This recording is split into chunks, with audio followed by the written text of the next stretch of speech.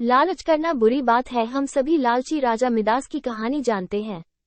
उसके पास सोने की कमी नहीं थी, लेकिन सोना जितना बढ़ता वो और अधिक सोना चाहता। उसने सोने को खजाने में जमकर लिया था और हर रोज उसे गिना करता था।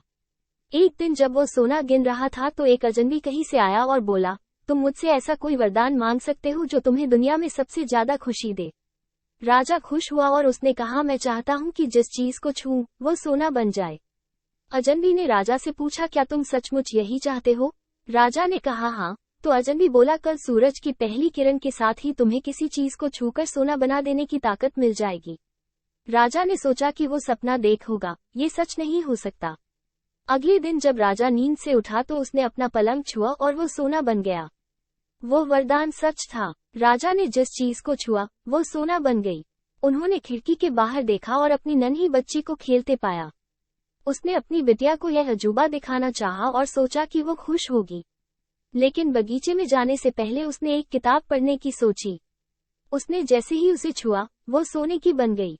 वो किताब को पढ़ न सका। फिर वो नाश्ता करने बैठा। जैसे ही उसने फलों और पानी के गिलास को छुआ वे भी सोने के बन गए। उसकी भूख बढ़ने लगी और वो खुद से बोला, मैं सोने को खा और पी नहीं सकता। ठीक उसी समय उसकी बेटी दौड़ती हुई वहां आई और उसने उसे बाहों में भर लिया। वो सोने की मूर्ति बन गई। अब राजा के चेहरे से खुशी गायब हो गई। राजा सर पकड़कर रोने लगा। वो वरदान देने वाली अजनबी फिर आया और उसने राजा से पूछा कि क्या वो हर चीज को सोना बना देने की अपनी ताकत से खुश है। राजा ने बताया कि वो दुनिया के सबसे दुखी इंसान है। राजा ने उसे सारी बात बताई। अजनबी ने पूछा, अब तुम क्या पसंद करोगे, अपना भोजन और प्यारी बिटिया या सोने के ढेर और बिटिया की सोने की मूर्ति?